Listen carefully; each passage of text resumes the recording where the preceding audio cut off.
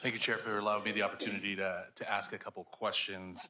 I join you in your hard-hitting questions. We have to ask these questions, right? And I appreciate the perspective that you have in really trying to, dial it in, because we come from the same area and we know our community and the need that they have. And I appreciate how you are, trying to provide solutions and also say, this something ain't gonna work. So that's very important, and I thank you for your leadership in that. The 20 million, that makes me take a second look when we have food banks who we've allocated in previous years $60 million, and now we're at 8 million. We could put that 20 million to feed some people.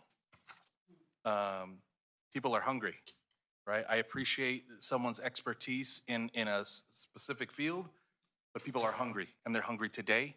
And when we take 20 million for a consultant and not for the people of our community and feed them, we're slapping them in the face. So I thank you, Chair, for your leadership.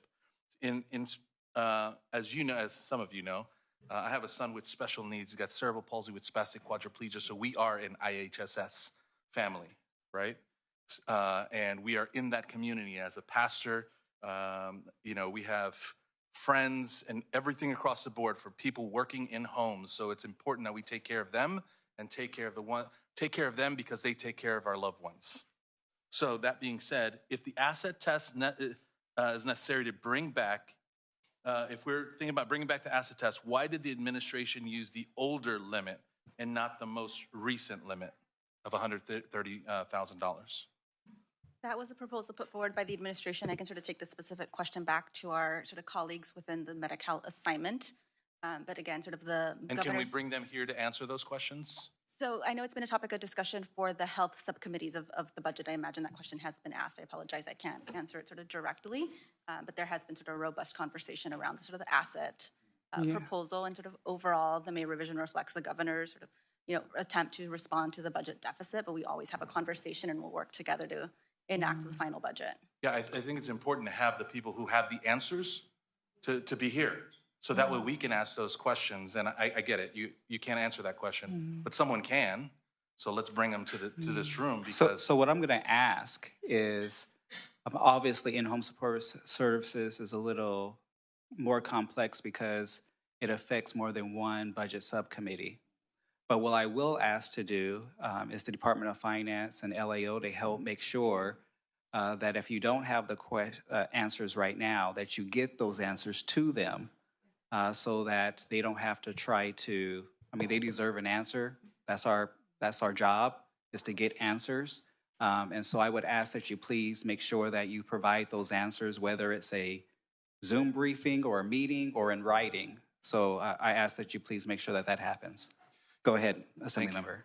Thank you, I appreciate that, Chair. That's exact. Thank you for your leadership. I appreciate that. It's a matter of life and death, right? Especially in my house, it's a matter of life and death. And I can tell you from a lot of homes, it's a matter of life and death when it comes to services and providers. Going from 70 hours to 50 hours, that's significant, right? When you have someone with a significant need, and we're saying you don't get to have the rest because we need to put it on something else. So my question to you is, how will the governor's proposed cuts impact service availability throughout the state? The reference to the reduction of hours, I'm going to assume, is related to the overtime cap. That's the overtime, yeah. Okay, so I'll answer on that proposal. So the proposal is to reduce the total hours that an individual provider can work, but not to reduce the hours that the individual recipient is authorized to receive. So it may result in receiving those services from a different mix of providers in order to honor the cap of overtime for a specific provider, but the intention is for the services to still be available. Please don't take this the wrong way. On the ground, try and find somebody that is qualified and passionate enough to even show up to take care of some of these most vulnerable. That's the real problem. So when you find someone that's willing to work extra hours, thank God. Thank God, because it is not easy. So to say that we can just get this is not you, I get it. To say that we can just get somebody else, my son is 32 years old. Good luck. It ain't gonna happen.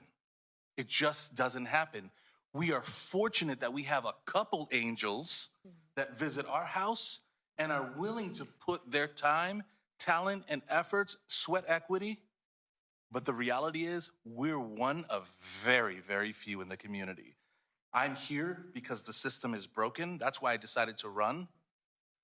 And this is one of the many issues, I'm telling you, this is one of the many issues that I plan to tackle with my colleagues to say we need to take care. These are the most vulnerable, right? My son does not have a voice.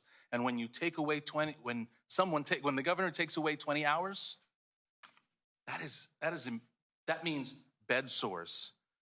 Who's gonna clean the wound vacs, the trachs, the suction, the diapers at 2 a.m. instead of them sitting in feces? How do I know? Because I do it. So we have to tackle this. This is not a tomorrow problem, this is a today problem.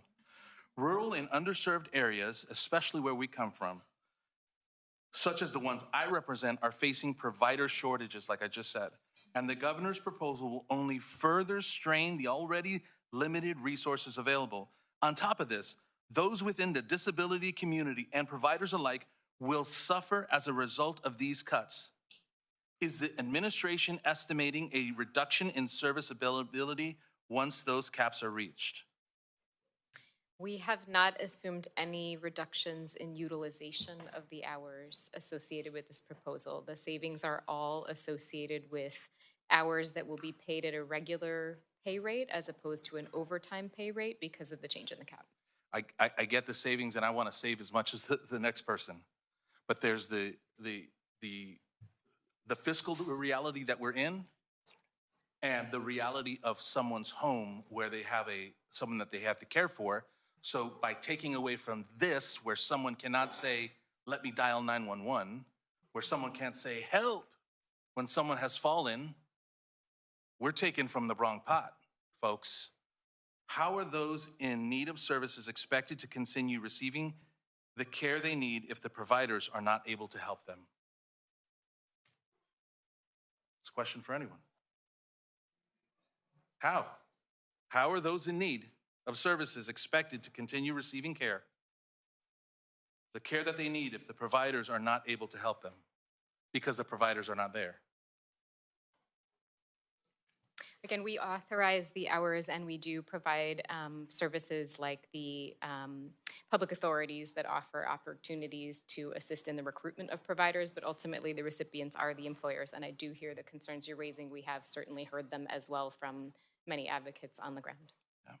Well, this advocate has a microphone, and this advocate will fight on top of the mountain to make sure that our most vulnerable are taken care of, because this is a disservice not only to my community, but the communities that every single one of my colleagues represent. And that's why they're here, to fight for their communities. And I stand with them to say, we have to figure this out. Thank you, Chair.